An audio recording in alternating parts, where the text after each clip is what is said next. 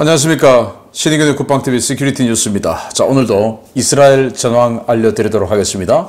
이 시간에 매일 알려드렸던 우크라이나 전황은 오늘 오후에 이스라엘 전황과 같이 간추려서 알려드리도록 하겠습니다. 양해 부탁드리고요. 이스라엘이 대규모 공격 준비에 들어간 것으로 보입니다. 제가 이 동영상을 만드는 그 시점에서 이스라엘 군들이 메르카바 전차, 이 가자지구 앞으로 완전히 집결을 해놓고, 그리고 그 메르카바 전차의 선 앞에 포크레인, 불도저 이런 공병 장비들 또 쫙 집결을 했어요. 그렇다는 것은 이 뒤에 전차의 화력 엄호 지원을 받으면서, 백업을 받으면서 그 앞에 불도저나 이 포크레인 등 이 공병 장비들이 가자지구로 들어가는 이 경계 철망이죠. 이거를 무너뜨려 버리고, 그리고 전차가 들어가는 이런 상황. 그리고 또 들어가면 지금 이스라엘의 폭격으로 인해서 가자지구에 있는 각종 이 도로 군데 건물이 무너져서 완전히 지금 이 사람이 또 차량이 통행할 수 없는 이런 상황이 되어 있죠. 그걸 가지고 지금 가자지구에는 스트리트가 없다라고 평가가 나오고 있는 중인데, 그래서 공병 장비들이 먼저 들어가서 그런 이 잔해들을 밀어버리고, 그리고 기동로를 확보하고 또 전차가 들어가는 이런 작전에 들어간 것 같다라고 생각이 되고요. 또 이 동영상을 만드는 그 도중에 확인된 바에 의하면, 이 확인입니다. 해당 그 지역 CCTV를 확인을 했으니까요. 그 확인된 바에 의하면 가자지구가 있고 또 이스라엘 영역이 있습니다. 이 가자지구와 이스라엘 영역 사이 이 경계선상에서 일제히 연기가 피어오르고 있다 라는 건데, 연기가 피어오른다는 것은 여기에 뭔가 공격이 이 가자지구 경계선상에 쭉 공격이 일제히 들어갔다라는 말이 되겠죠. 자, 이런 아주 급박한 상황 전달해 드리면서 준비된 내용 계속 하겠는데요. 전체적인 이 중동 전체의 분위기, 그리고 이스라엘군이 어떻게 공격해 들어가고 있는가 하는 상황, 전황, 그리고 이 국제적으로 굉장히 관심이 높은데 주변국들이죠. 레바논, 시리아, 이란은 여기에 어떻게 반응을 할 것인가, 정말 국제전으로 확산될 것인가 하는 이런 것들 간추려서 준비해 드리겠습니다. 신의균의 국방TV 구독, 알림, 좋아요 눌러주십시오. 이스라엘이 대대적인 보복작전을 준비하고 있는 가운데 국제정세도 숨가쁘게 돌아가고 있습니다. 자칫 잘못하면 5차 중동 전쟁으로 확전되는 상황이어서 세계 각국이 확전을 막기 위해 동분서주하고 있습니다. 지난 10월 8일 공식적으로는 이번 이스라엘 팔레스타인 전쟁에 개입하지 않을 것이라고 입장을 냈던 레바논 헤즈볼라가 현지 시각 10월 9일 오후 이스라엘 북부 갈릴리 지역에 로켓 공격을 가해 이스라엘 측과 교전이 발생했다고 현지 오신트 소식통이 10월 10일 리포트했습니다. 선제 공격을 했던 헤즈볼라는 이스라엘의 반격탄에 3명의 대원이 사망하자 시오니스트들의 공격으로 후삼 이브라임, 알리 푸투니, 알리 호드로이가 순교했다라며 보복을 다짐했는데요. 이 직후 헤즈볼라는 레바논 남부 헤즈볼라 거점에 포격을 가한 이스라엘군 진지에 대응 공격을 했지만 규모가 작고 명중률이 형편없어 이스라엘군에 피해를 입히는 데는 실패했습니다. 이스라엘 북부 국경에서는 헤즈볼라뿐만 아니라 시리아군도 준동하고 있습니다. 이스라엘 북동부는 시리아와 약 80km가량의 국경선을 맞대고 있는데요. 시리아는 수도 다마스쿠스 남쪽에 주둔하고 있던 최정예 기갑사단인 제4기갑사단을 국경지역의 사사 정착촌 인근에 보내 이스라엘 국경을 위협하고 있습니다. 시리아가 보인 위험한 시그널에 이스라엘은 즉각 경고 메시지를 냈는데요. 미국 악시오스가 미국 외교당국 고위 관계자를 인용해 보도한 단독 보도에 따르면 미국은 물론 아랍에미레이트 연합도 시리아의 알 아사드 대통령에게 이번 전쟁에 개입하지 말라는 강력한 경고 메시지를 보낸 것으로 전해졌습니다. 문제는 이번 하마스의 알-아크사 폭풍작전을 기획하고 지원한 정황이 너무도 많이 드러나고 있는 이란과 돌연 팔레스타인에 대한 지지를 선언한 사우디아라비아입니다. 이란은 현지 시각 10월 8일 월스트리트 저널이 보도한 이란 배후설을 강력하게 부인하면서도 이번 사태의 모든 책임은 이스라엘에게 있고 이란은 하마스의 투쟁을 지지한다는 입장을 냈는데요. 에브라임 라이시 이란 대통령은 모든 무슬림 국가들은 팔레스타인을 지지해야 한다 라며 이슬람 세계 전체의 단결을 촉구하고 나섰습니다. 미국, 이스라엘과의 물밑 협상을 진행 중이던 사우디는 빈 살만 왕세자가 직접 나서 팔레스타인에 대한 지지 입장을 공식 발표하고 나섰습니다. 빈 살만 왕세자는 사우디는 팔레스타인 주민들이 양질의 삶을 누릴 합법적인 권리와 희망, 포부, 정의롭고 지속적인 평화를 성취하려는 권리를 지지한다 라며 사실상 이번 하마스의 이스라엘 공격을 지지한다는 입장을 내놓았습니다. 사우디는 그동안 이란을 중심으로 연대해온 시아파 벨트와 적대적인 관계에 있었고 최근까지도 시아파 세력이 후원하는 예멘의 후티와 전쟁을 해왔던 나라인데요. 사우디가 팔레스타인에 대한 지지를 선언하면서 전통적인 중동 질서가 완전히 깨질 위기에 처하게 되었습니다. 외신들은 사우디 정부의 이번 조치가 이스라엘의 강력한 보복과 이로 인해 이어질 확전을 막기 위한 메시지라고 보면서도 이번 입장 표명 때문에 미국, 이스라엘, 사우디의 관계가 앞으로 상당히 어려워질 것이라는 관측을 내놓고 있는데요. 복잡하게 전개되는 중동 상황, 과연 어떤 방향으로 전개될지 계속 지켜봐야겠습니다. 네, 지금 이스라엘이 어마어마한 공격을 퍼붓고 그리고 그 외곽 지역에 정리가 다 되어 있는 상황에서 주변국이 굉장히 뭔가 예상했던 거하고는 다르게 흘러가고 있어요. 특히 우리는 관계없어 라고 했던 헤즈볼라가, 이 헤즈볼라는 레바논에 있는 무장 정파죠. 정당입니다. 이 헤즈볼라가 이스라엘을 공격을 했고 이로 인해서 이스라엘군 부여단장이 전사하는 등 피해가 있었죠. 그리고 또 그건 이제 국경 바로 마주보고 있던 지역이었는데 이 헤즈볼라의 포병이 이스라엘을 공격을 했어요. 포격을 했습니다. 여기는 이 국경에서 20km 떨어져 있는 20km 후방인데 이 후방에 있는 이스라엘 군 부대를 향해서 포격을 가했어요. 포격이 부정확해서 이스라엘 군 피해는 없었습니다만은 이스라엘은 여기에 대해서 다시 반격을 했습니다.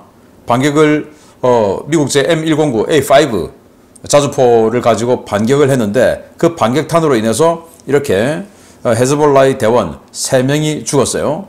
그래서 헤즈볼라는 즉시 이 3명이 죽었다라고 하면서 또 가만히 있지 않겠다라는 거 아니겠습니까? 그럼 결국 레바논의 헤즈볼라가 이 사태에 점점 깊숙하게 발을 들이게 되는 것이 되겠죠. 그러면 이 1차, 2차 레바논 전쟁이 있었지만 이번에도 이스라엘이 이 헤즈볼라의 씨를 말려버리기 위해서 레바논의 수도 베이루트까지 또 기동을 할 수도 있는 것이 아니겠습니까? 그로 인해서 베카 계곡 전투라고 하는 정말 현대 공중전 역사상 86대 1의 전과를 올렸으니까 이스라엘군 전투기 한 대, 그것도 지대공 미사일에 격추될 때 시리아군 전투기 86대가 격추가 된 정말 역사상 전례를 찾아보고 전무후무한 이런 공중전이 바로 베카 계곡 전투인데 제가 마칠 때 링크를 해드리겠습니다. 한번 보십시오.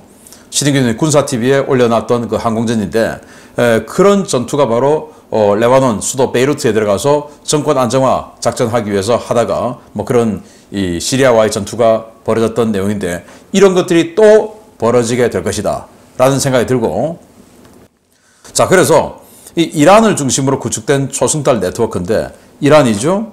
그리고 이란 아래에 예멘, 후티 반군 등을 포함한 예멘이죠. 그리고 시리아, 그리고 지금 여기 있는 이 하마스 등 이 팔레스타인 다 시아파 벨트예요.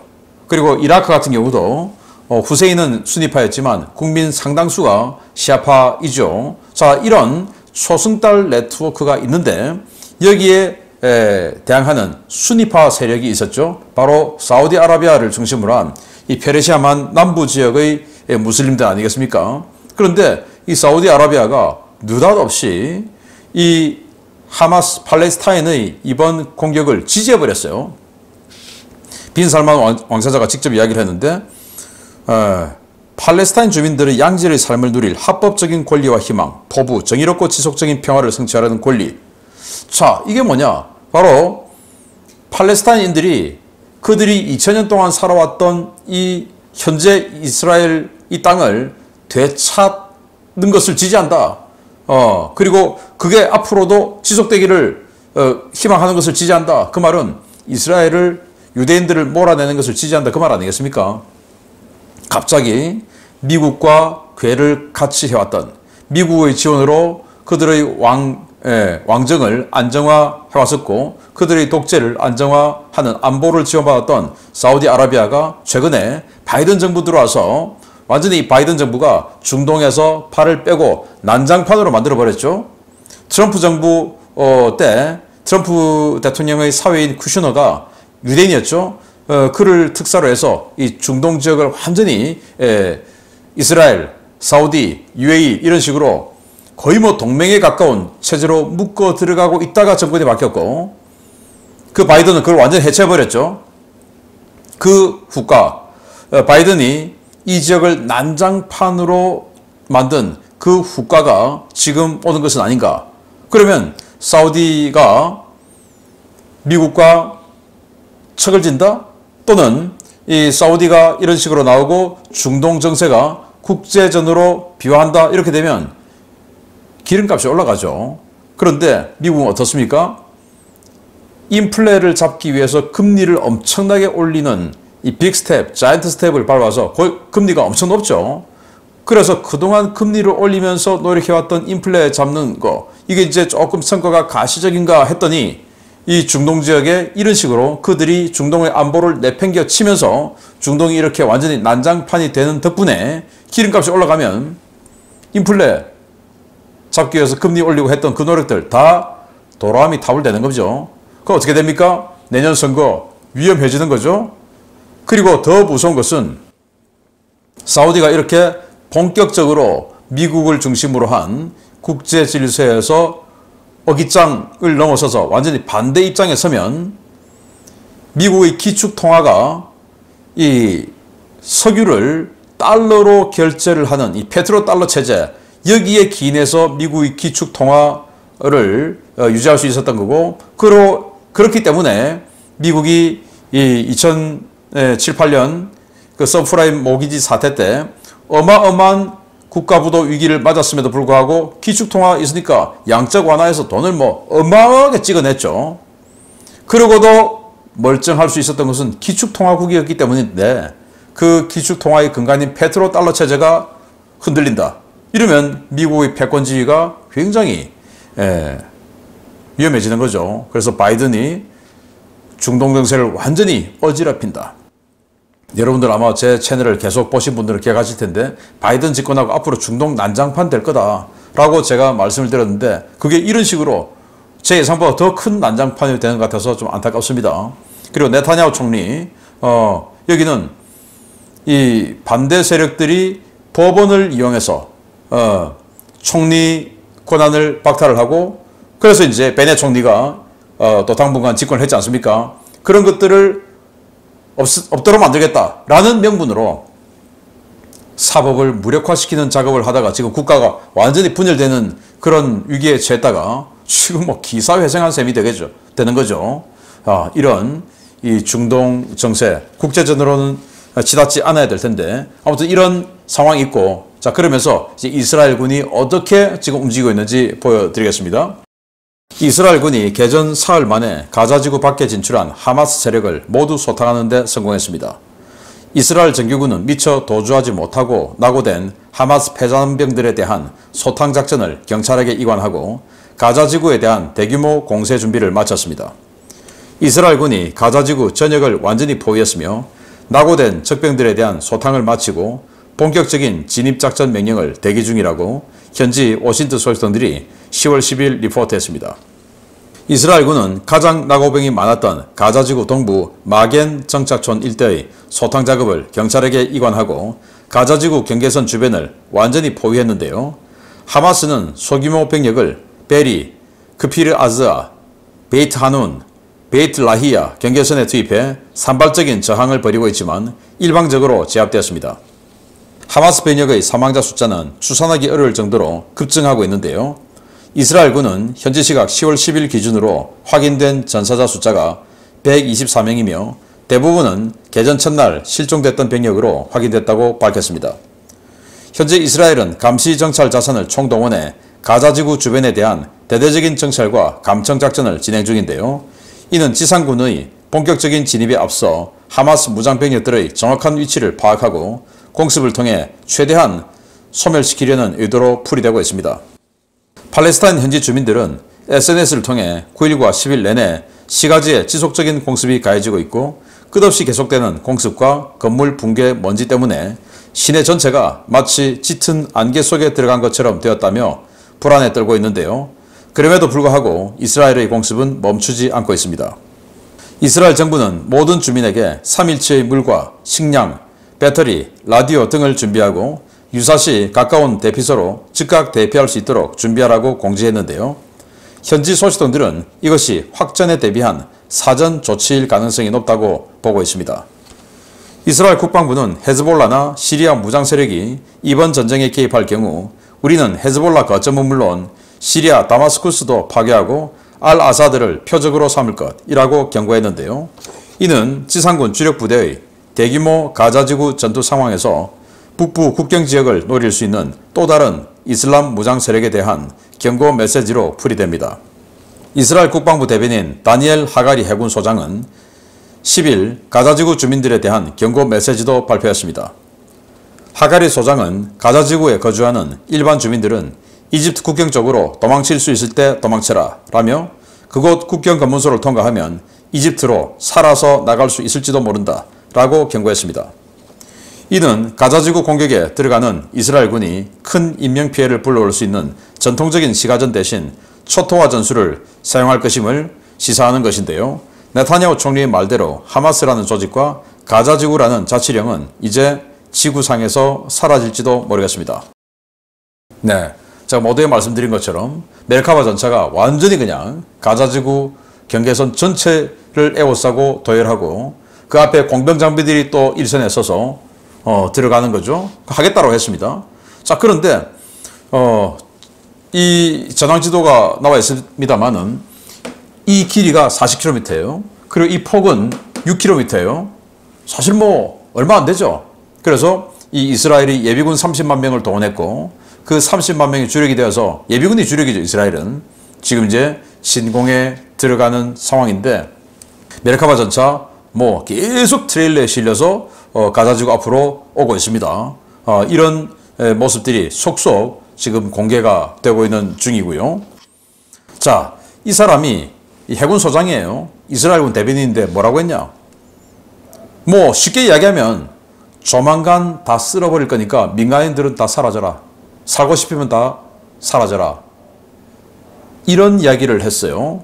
자, 이 말은 우리가 생각하는 전통적인 시가전 이런 거 안 하겠다 이거예요. 전통적인 시가전은 뭐냐? 건물이 있으면 그 건물 하나하나마다 분대 하나씩을 보내서 뭐 방 하나하나를 이제 클리어하고 거기에 적이 있는지 없는지 다 확인하고 있으면 사살하고 또 항복하면 데리고 나오고 또 지하실 수색하고 이렇게 해서 또 층층이 다 수색하고 위험 부담하면서 계단 올라가고 뭐 이런 것들 전통적인 시가전 아니겠습니까? CQB 작전. 그런데 그거 안 하고 그냥 다 쓸어버리겠다. 이건 거죠. 전차 앞에 딱 세우고 건물 보면 포격 그냥 때려버리고 저 건물에 저 하마스 전투원들이 좀 많이 있는 것 같다 라고 판단되면 그냥 때려버리고 건물 무너뜨려버리고 아니면 포격 지원, 화력 지원 해서 그냥 아예 초토화 시켜버리고 그게 아니고 민간인 건물 같은데 하마스 전투원 없는 것 같은데 옥상에 저격수가 있어. 자, 뭐 우리가 이라크전, 아프간전 이런 거 보면 옥상에 저격수가 숨어서 거의 뭐 미군 한 개 대대를 1시간 이상 돈자시키고 막 그러지 않습니까? 그런데 그때는 드론 시대가 아니었어요. 이제는 옥상에 저격수가 있으면 드론으로 그냥 죽여버리죠. 그래서 옥상에 저격수가 이제 활동할 수 없는 시대가 됐어요. 드론 때문에. 자, 그러면 고층에 옥상이 아닌 이 고층 창문에 저격수가 숨어 있을 수도 있죠. 그런데 또 이스라엘에는 이 기가 막힌 소형 이 자폭 드론 요만한 게 있어요. 이게 저기 5층 몇 번째 창문에 적이 있다. 그러면 그 요만한 드론이 날아가서 바로 그냥 돌입해서 자폭해버립니다. 죽는 거죠. 이런 식으로 해서 보병 분대 보내서 클리어하고 그런데 저기는 건물에 하마스가 그냥 뭐 몇 명 있어. 그러면 분명히 이스라엘은 지금 다 나가라. 우리는 그냥 안 들어간다. 다 나가라. 죽기 싫으면 다 나가라. 라고 경고했으니까 우린 분명히 경고했다 하고는 때려서 전차포로 때려버리든지 아니면은 공군이 화력 지원 유도해서 제이담 2,000파운드로 그냥 내려 꽂아서 건물 자체를 못 때려버리든지 이렇게 하겠다라는 거죠. 지금도 G550 걸프스트림 이 정찰기가 계속 이 지중해 하마스 가자지구 서쪽의 지중해 상공을 돌면서 표적 유도를 계속하고 있습니다. 보면서 이제 저기 뭐 좌표 찍어주고 화력 유도하고 이걸 계속하고 있어요. 비행을 하고 있어요. 자, 이런 전황이 펼쳐질 것 같다라는 거고, 자, 이런 상황에서 이스라엘이 국민들에게 모든 국민은 사흘치 식량, 물, 배터리, 라디오 구비해서 주변에 방공호 어디 있는지 확인하고 여차하면 경보 날리면 바로 방공호로 사흘치 비상식품 물품을 가지고 방공호로 대피할 수 있는 시스템 갖춰라 라고 공지를 했습니다. 그래서 생필품 사재기에 들어갔는데 정말 뭐 완전히 이 동영상 캡처본인데 여기뿐만 아니고 쇼핑센터 많은 부분들이 보이는데 우리 한국으로 치면 거의 뭐 이 추석 설날 직전에 5일장 농촌의 5일장이 얼마나 바글바글합니까? 그 정도로 지금 쇼핑센터에 마트에 대형마트에 사람들이 그 식량을 사느라고 난리가 나 있습니다. 정말 전면전이 펼쳐질 것 같습니다. 이 오늘 오후에는 어쩌면 이스라엘군이 메르카바 전차를 앞세우고 완전히 그냥 진격해 들어갔다라는 소식을 전해드릴 수 있지도 않을까. 이 동영상 만들 때 그 연기들 보면 뭐 그런 생각이 듭니다. 마치겠습니다. 감사합니다.